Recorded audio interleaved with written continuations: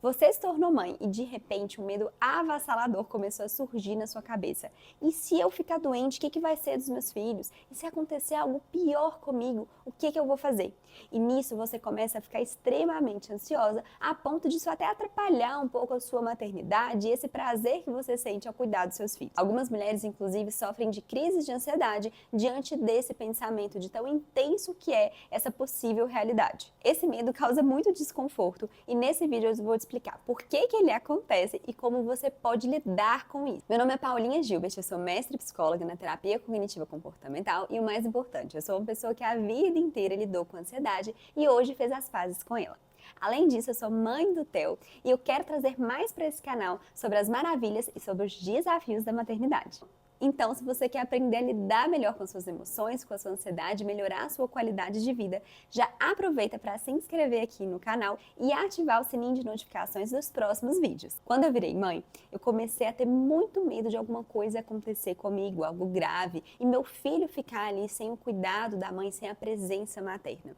E é estranho porque a vida inteira, eu já falei isso aqui em outros vídeos, a vida inteira eu lidei muito com esse desconforto e esses pensamentos de e se alguma coisa acontecer com algum ente querido meu, e se alguém sofrer um acidente, eu tinha vários pensamentos catastróficos relacionados a pessoas que eu amava. Mas a verdade é que eu nunca tinha tantos pensamentos em relação a mim, não era uma coisa que eu vivia pensando ou vivia com medo. Só que depois que o Theo nasceu, isso começou a surgir na minha cabeça e ser fruto de preocupação. E coincidentemente, uma seguidora me mandou mensagem trazendo esse sofrimento que está constante na vida dela e causando também crises de ansiedade. E por que isso acontece? O nosso cérebro ele tem um sistema, um mecanismo de defesa embutido. É como se todas as nossas ações normalmente são condicionadas e direcionadas para a sobrevivência da nossa espécie, mesmo que você não perceba isso, já está meio que no nosso piloto automático. E depois da maternidade, é como se esse sistema ficasse mais sensível. E aqui eu gosto muito de trazer também a comparação com os animais. É muito comum, principalmente os mamíferos, a gente ter ali os animais ficarem mais ariscos, mais atentos quando eles estão próximos dos filhotes, porque justamente a gente tende a sempre querer a preservação da nossa espécie e essa proteção, até por a gente saber que são seres mais inofensivos e mais indefesos também. E depois do parto, o cérebro das mães ficam muito mais sensíveis a justamente proteger a cria. E por isso pode ser que você esteja lidando com essa sensação de um perigo constante. Eu até chuto falar que esses pensamentos também devem acontecer com os seus filhos, né? Então você deve ficar com medo, às vezes vir algumas cenas, ou ficar preocupado de eles se machucarem, ou de algo ferir eles, e você não tá lá para ajudar, ou então de ser alguma coisa grave. Mas isso também acontece com a gente, porque a gente sabe que para um desenvolvimento saudável, para você garantir ali que essa criança esteja bem, é necessário muitas vezes a presença materna. E nesse momento se torna essencial você estar presente, estar perto. Como consequência, você passa a ter medo de algo acontecer com você. E algo acontecer com você pode significar que essa criança esteja mais desprotegida ou que gere ali também, né, sofrimento ou desconforto na vida desse serzinho. Além disso, a gente já tem alguns estudos que mostram que hoje a gente tem uma percepção de que o mundo ele está mais perigoso. Só que isso não é verdade. Acontece que a gente tem muita informação hoje em dia, muito mais do que no passado, e por isso a gente tem essa falsa percepção de que as coisas são mais perigosas, de que a gente tem que ficar mais em alerta, porque na época dos nossos avós não era assim. Mas é porque na época lá atrás dos nossos avós, a gente não tinha tanta informação, e com isso passava ali, né, uma percepção de segurança. É como se a gente acabasse passando por uma distorção da realidade pelo excesso de informação. O que eu tô trazendo aqui é que você ter medo e se preocupar com algo acontecer com seus filhos ou algo acontecer com você é natural e faz parte desse instinto de sobrevivência.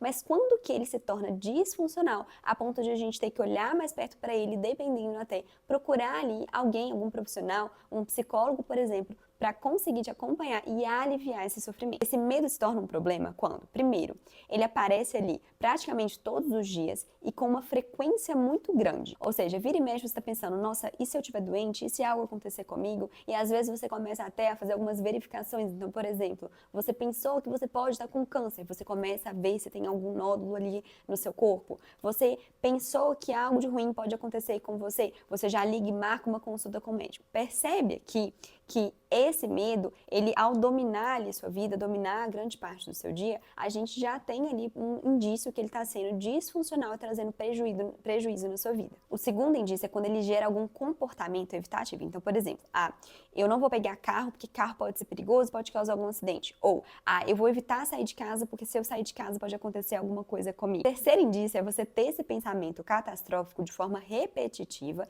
e que às vezes até causa ali uma ansiedade mais acentuada ou até chega a ser uma crise de ansiedade. Então, aqui seria o equivalente a você estar ali deitado, aproveitando com seus filhos e de repente vem esse pensamento de, nossa, pode acontecer alguma coisa comigo, quem que vai cuidar deles? E aí você começa a ficar extremamente ansiosa, para de aproveitar ali aquele filme que você está assistindo, aquele momento prazeroso com os seus filhos e aquele momento que estava bom passa a ser muito ruim e desconfortável, em vez de você conseguir se conectar no momento presente. E quais técnicas que a gente pode utilizar para lidar com esse medo? A primeira técnica é você utilizar uma difusão do pensamento. É muito comum a gente achar que tudo que aparece na nossa cabeça apareceu porque é um fato e que aquilo ali vai acontecer ou que aquilo ali está acontecendo. Só que não é assim que as coisas acontecem. É como se a gente achasse que tivesse tudo muito juntinho, né? Eu tive um pensamento e esse pensamento ele já vai virar um fato. Mas isso não é verdade. A gente precisa fazer uma análise desse pensamento. Então, a gente vai pegar esse pensamento e a gente vai observar e conversar com ele, entendendo que eu pensei, mas isso não significa que isso é uma verdade absoluta. Apenas uma coisa que apareceu na minha cabeça. A analogia que eu gosto de fazer é como se fosse aqueles pop-ups que aparecem no nosso computador, que é um negócio que aparece, a gente até olha para ele, né? Mas depois a gente vai ver se a gente vai ler aquilo ali. Muitas vezes a gente até continua o que a gente está fazendo e depois a gente vai olhar para aquela mensagem. Então, quando aparece esse pensamento, por exemplo, eu vou morrer. Você vai conseguir olhar para esse pensamento e conversar com ele. Então, entender por que esse pensamento apareceu. Você vai lembrar que esse pensamento ele é fruto também de uma questão evolutiva, né? De uma preocupação ali para a preservação da espécie e que é natural, uma vez que você se importa ali com as necessidades dos seus filhos, com a sobrevivência deles, é natural que você tenha esse medo. Além disso, é importante você lembrar que a probabilidade disso acontecer ela é muito baixa e que o fato de você ter pensado aquilo não significa que aquilo vai acontecer. Pensa só várias coisas que você já imaginou na sua frente. Provavelmente você vai lidar ali com várias coisas que você teve medo de acontecer com seus filhos, principalmente quando eles eram bebezinhos, e simplesmente não aconteceu. Uma estratégia que algumas pessoas utilizam para fazer essa difusão do pensamento é pegar essa frase que aparece na sua cabeça e às vezes pensar num personagem falando com uma voz engraçada, falando essa frase. O objetivo aqui é realmente tirar um pouco a seriedade desse pensamento. No meu caso, eu gostava muito de pegar aquela voz do Stitch. Eu não sei se vocês gostam, né, de desenho animado, mas eu pensava o Stitch falando aquela frase, ou aquele medo, aquilo ali que estava me causando ansiedade. Então, uma crença que eu costumo ter é, eu não sou o suficiente. Então, eu sempre lembro do Stitch falando, você não é suficiente, com a vozinha dele. Não vou imitar aqui, né? Mas, assim, ele falando ali com aquela vozinha, e eu lembro, assim, que, poxa, isso é só um pensamento, né? Isso é só uma crença minha. Então, quando eu dou nome, né? Isso é um pensamento, então isso é uma crença, eu lembro que, às vezes, a gente pensa coisas que não são verdadeiras. A segunda coisa que você deve fazer é lembrar da probabilidade daquilo ali que você teme. Se aquilo ali é provável de acontecer ou se aquilo ali só é possível. A gente precisa diferenciar as duas coisas.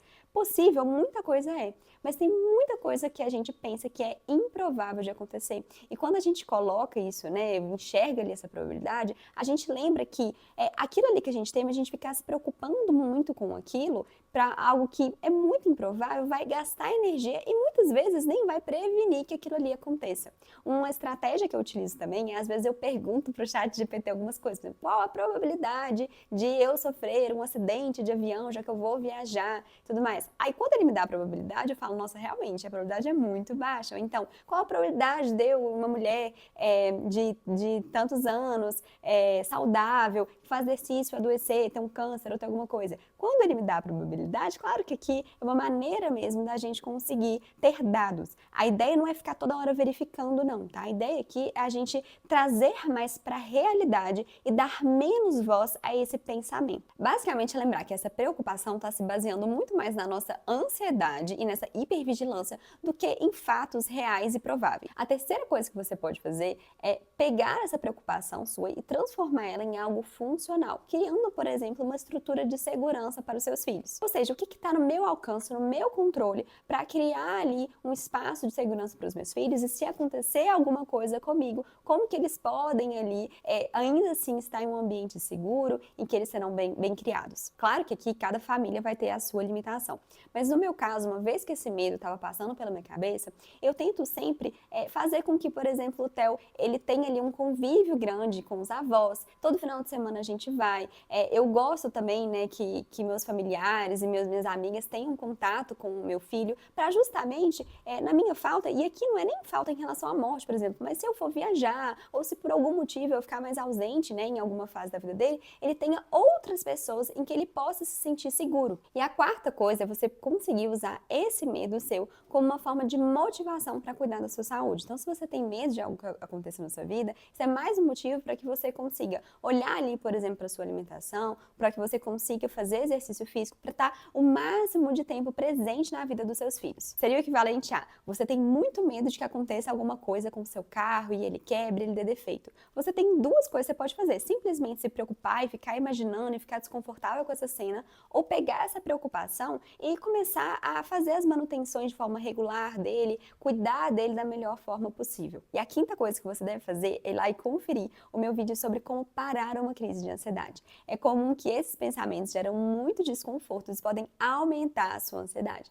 Então eu fiz um vídeo especialmente para você sentir melhora nesses sintomas. Aqui eu quero fazer um adendo que algumas mães, além de sentirem esse medo, também fazem um ritual compulsivo para diminuir e aliviar esses pensamentos. Seria, por exemplo, veio ali aquele medo de que pode acontecer alguma coisa com você e você pega imediatamente, já começa ali a fazer uma verificação, ou você começa a marcar um médico, ou até começa a rezar. Então veio o pensamento e começa a rezar como uma forma de neutralizar e te aliviar desse pensamento que traz tanto desconforto. Isso aqui pode ser um padrão de TOC, que é o transtorno obsessivo compulsivo, e a gente precisa reconhecer esse ciclo. Então vem o pensamento e eu já começo aqui a tentar aliviar e neutralizar esse pensamento para eu me sentir ali mais confortável. Só que o problema é que isso se torna um ciclo sem fim. Aqui a gente precisa fazer o que a gente chama na psicologia de exposição com prevenção de resposta. O que é isso?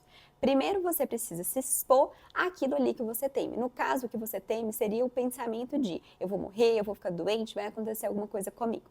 Pensa comigo, como que funciona o seu ciclo? Quando você pensa isso e imediatamente você faz algo para aliviar, seria o equivalente àquela pessoa que tem medo de cachorro, vê um cachorro e automaticamente já corre, já vai para o outro lado. Quando ela faz isso, ela manda uma mensagem para o cérebro que realmente aquilo ali, aquele estímulo que ela viu, aquele cachorro, realmente ele é fruto de algo que deve levar a muita ansiedade, né? Que realmente aquilo é muito perigoso, já que o seu comportamento foi fugir e é algo que deu certo, né? Que aquilo ali aliviou a sua ansiedade. Como que a gente perde medo de alguma coisa? A gente precisa se expor a isso, para o seu cérebro entender que aquilo ali você vai fazer a exposição, aquilo vai te trazer desconforto, vai trazer ansiedade, mas com o tempo essa ansiedade vai diminuindo quando você percebe que nada aconteceu. Então a primeira coisa que você deve fazer é se expor. Então esse pensamento ele vai vir, você não precisa de fazer nada para aliviar aquilo. Você pode continuar o seu dia, ou então você pode continuar pensando e você vai ver que você vai ficar ansiosa, mas com o tempo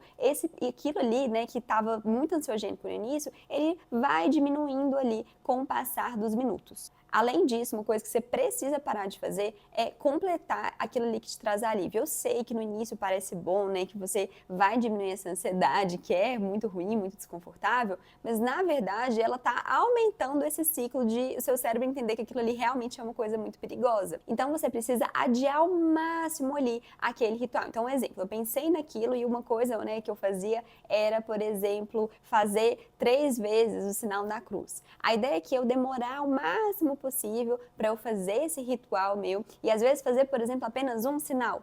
Isso ali vai me gerar um desconforto, mas com o tempo você vai parar de precisar desse alívio e seu cérebro vai entender que algo que você está temendo muito, que está te dando muita ansiedade, não precisa de uma resposta emocional tão grande. Para casos mais intensos, é claro que aqui a gente precisa de um tratamento psicológico. E aqui eu indico a terapia cognitiva comportamental, que é o que hoje a gente tem mais de evidência no tratamento de transtorno obsessivo compulsivo e também para casos ansiosos. Me conta aqui nos comentários se você tem esse medo na sua maternidade e se isso te atrapalha a aproveitar ali aquele momento com seus filhos.